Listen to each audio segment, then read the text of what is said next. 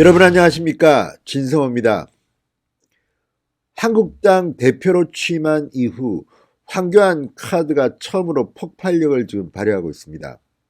물론 앞으로 풀어야 할 숙제는 많습니다. 그렇지만 황교안이 던진 카드, 자유우파 대통합입니다. 이 카드는 지금 엄청난 폭발력을 가지고 있습니다.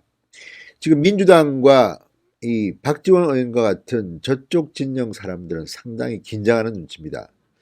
자, 그동안 민주당의 내년 총선 이 전략이 화제가 됐습니다. 양정철이 나서서 최동욱 전 검찰총장을 영입하느니 모병제를 실시하느니 상당히 많은 화제가 있었습니다. 표창원 이철이가 총선 불출마를 하고 앞으로도 15명, 20명 더 불출마를 할 것이다.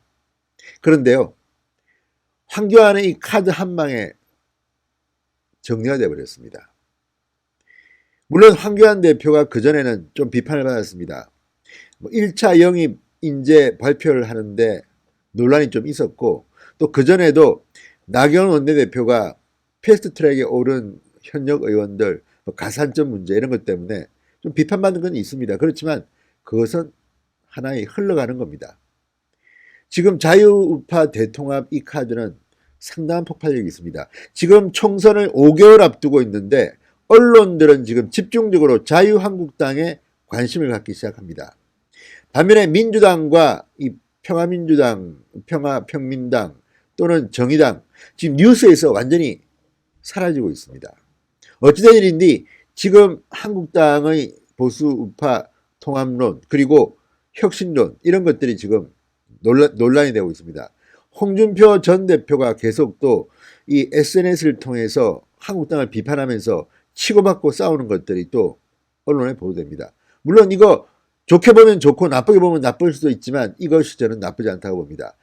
그동안 한국당은 활력이 없었는데 지금 한국당을 중심으로 총선판이 흘러가고 있는 모양입니다. 지금 민주당은 상당히 긴장하는 눈치입니다. 하다가는 당하겠다 이런 겁니다. 자, 이해찬, 박지원 상당히 충격에 빠진 모습입니다. 진성호의 직설 시작합니다. 방송에 앞서 아직 진성호 방송에 구독자가 아니신 분들은 붉은색 구독 버튼 눌러주시기 바랍니다. 자, 이해찬 대표가 오늘 이런 말을 했습니다. 자유한국당 대표의 보수 대통합 제안에 보수 통합을 얘기하고 있는데 하는 논리를 보면 자가당착적 논리에 빠져 있다. 다른 당에서도 여러 가지 현상이 생기고 있다며 이같이 말했습니다. 그러면서 그런 부분들을 우리가 잘 지켜보면서 우리 나름대로 책임 있는 정당으로서의 모습을 잘 보여나가는 게 굉장히 중요하다. 이번 선거 중요성은 여러분들이 잘 알 것이고 실제로 이번 선거가 어떻게 보면 우리 한국 현대사에서 명운을 가르는 매우 중요한 선거다.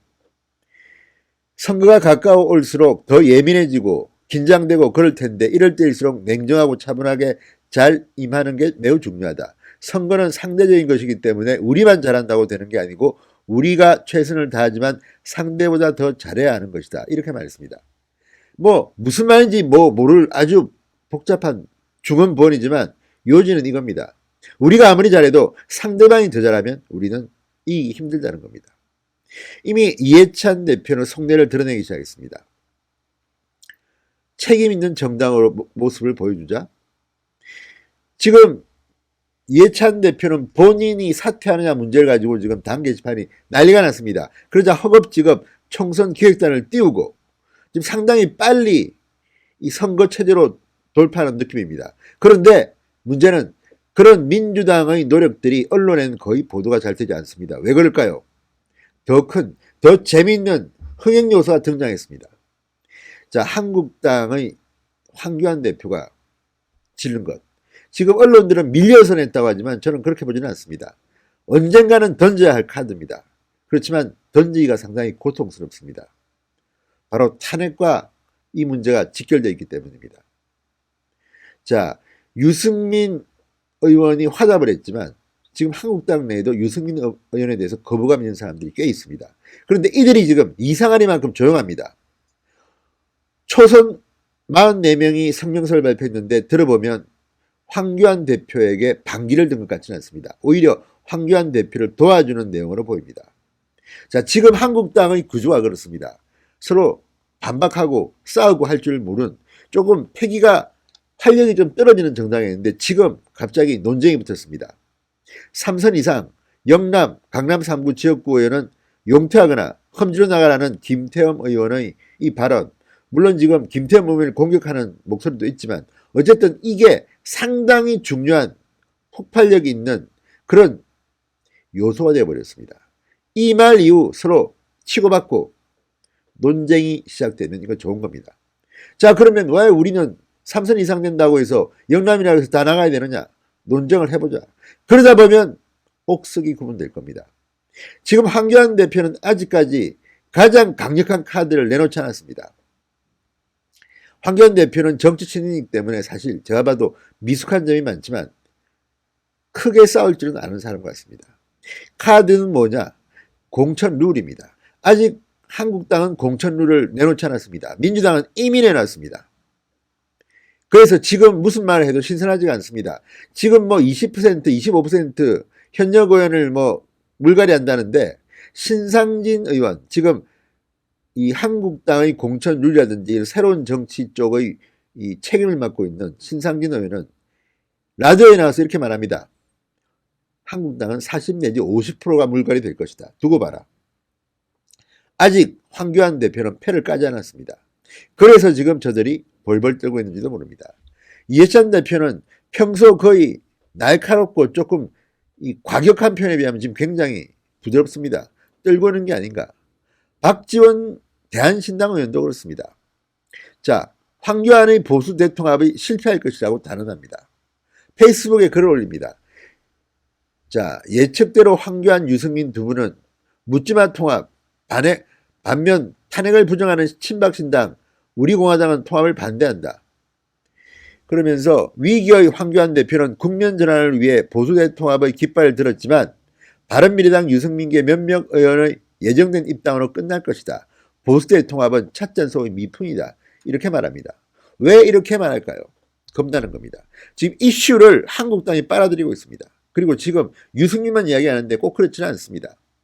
지금 정치에 참여하지 않지만 이 자유우파 진영의 많은 세력들이 이번에 한국당에 또는 새로 통합되는 정당에 참여할 수가 있습니다. 지금 황교안 대표는 한국당 간판을 내릴 수도 있다고 말했습니다. 자, 그리고 이제 실무 협상이 시작되면 12월부터 본격적인 봄게임이 시작될 겁니다. 그러면 미디어를 끌고 가는 것은 보수 우파 진영입니다. 자유우파 진영입니다. 지금 저들은 내놓을 카드가 별로 없습니다. 5개월밖에 남지 않은 총선입니다. 그래서인지 저들은 저렇게 떨고 있는지도 모르겠습니다. 자, 장능인석 대변인이 논평을 잘 냈습니다. 장능인석 부대변인. 박지원 의원에 대해서 한 칼 날렸습니다. 박지원 의원은 문재인 정권에게 아첨하여 정치 생명을 연장시킬 생각은 꿈도 꾸지 마라. 국민들의 처절한 절규를 외면하는 정치인이 설 자리는 없다. 번지수 제대로 찾아 비판의 목소리를 키우길 바란다. 자, 그러면서 이 박지원 의원은 수십 년간 정치적 이익만을 쫓아 수차례 당적을 바꾼 그런 시각으로는 이해하기 어렵고 막연한 두려움이 생길 것이다. 이렇게 비꼬았습니다. 사실 이 자유우파, 보수우파의 대통합 작업 쉽지 않습니다. 누군가는 희생을 해야 합니다. 그렇지 않으면 쉽지 않습니다.